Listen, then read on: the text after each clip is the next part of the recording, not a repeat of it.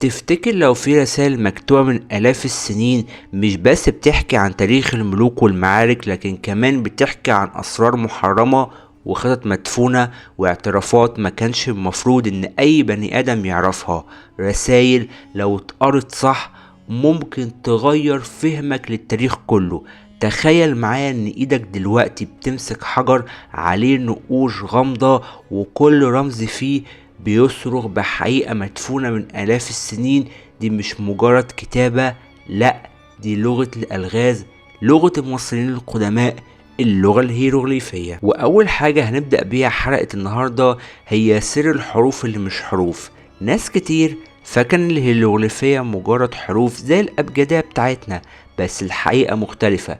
الهيروغليفية ما كانتش أبجدية بالمعنى اللي نعرفه، دي كانت لغة صور ورموز، وكل رمز ممكن يكون كلمة أو فكرة أو إحساس. في رموز بتحكي عن الشمس والقمر والليل، لكن في رموز تانية كانت مشفرة، رموز ما بيقراهاش إلا الكهنة وكبار الكتبة. واللغز هنا إن بعض الرموز كان ليها معاني مزدوجة، حاجة للعامة وحاجة سرية للمختصين. يعني تخيل انك تقرا جملة وهي قدامك عادية، لكن اللي فاهم الرموز يقرا نفس الجملة يلاقيها بتقول حاجة تانية خالص.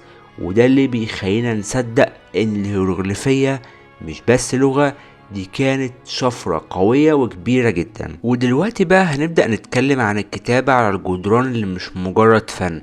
لما تدخل اي معبد او مقبرة وتبص على الجدران هتحس انك قدام لوحة فنية عظيمة، بس في الحقيقة كل خط وكل منحوتة كانت معمولة بحساب.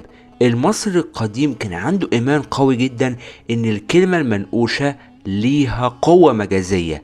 لو اسمك مكتوب على جدار معبد أو على حيطة ده معناه إن روحك هتعيش للأبد، ولو اتشال اسمك ده معناه إن موتك بقى حتمي. عشان كده كان في صراعات كتير جدا بين الفراعنة، كانوا بيمسحوا أسماء بعض من على الجدران كنوع من الإعلام الروحي. والأخطر إن في مجموعة من النقوش دي ما كانش بيشوفها أي حد، وكانت في أماكن مخفية جوه المعابد، ودي غالبا كانت نصوص طقسية أو سحرية وما كانتش معمولة للعرض. ودلوقتي بقى هنبدأ نتكلم عن النصوص الملعونة.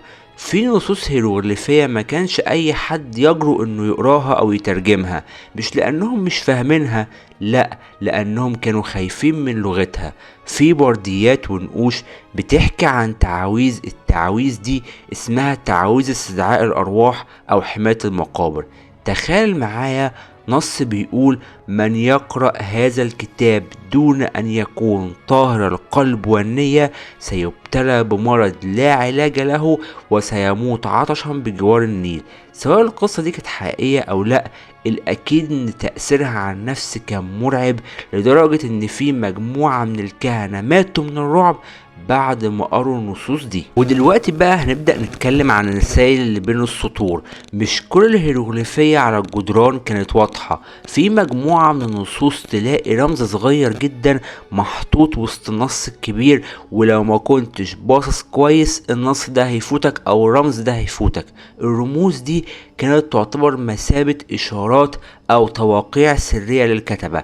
احيانا كانت بتكون اشارة للمكان اللي فيه كنز او مخبأ، واحيانا رسالة سياسية ضد الملك نفسه. يعني ممكن تلاقي معبد كله بيمجد في الملك، بس في زاوية صغيرة جدا فيها رمز بمعنى الخائن او الظالم. والرسائل دي غالبا كان بتبقى للجيل اللي جاي عشان يعرف الحقيقة بعد موت الملك. ودلوقتي بقى هنبدأ نتكلم عن الهيروغليفية والطقوس الغامضة.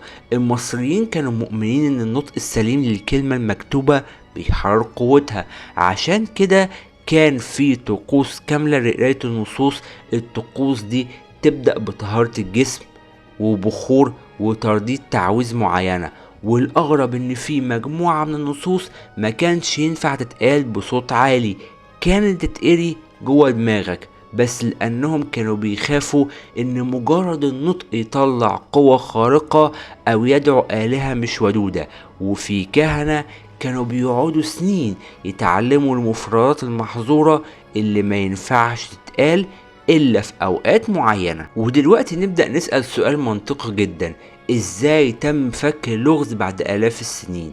اللغز ده ما اتفكش إلا لما تم اكتشاف حجر رشيد سنة 1799، واللي عليه 3 نصوص: نص هيروغليفي ونص ديموتيقي ونص يوناني. ومن خلال استخدام النص اليوناني قدروا يفهموا بقية الرموز، بس لحد النهاردة في رموز مش مفهومة بنسبة 100%.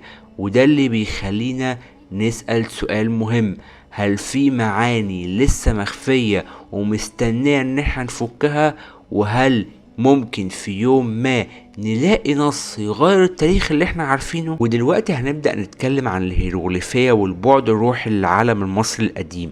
الكتابة الهيروغليفية ما كانتش بس وسيلة يوثقوا بيها الأحداث أو يدونوا الكلام، لكنها كمان جسر بين العالمين، عالم الأحياء وعالم الأرواح. المصري القديم كان عنده إيمان قوي جدا إن كل رمز مكتوب مش بس بيحكي قصة، لكن كمان بيحتوي على طاقة روحية. لما الكهنة بينقشوا رموز معينة في مقابر الفراعنة كانوا بيعتبروها بوابات بتتفتح للروح في رحلته للعالم الآخر. الرموز دي كانت بتعمل نوع من جدران الحماية وتدي القوة للميت عشان يواجه تحديات العالم الآخر.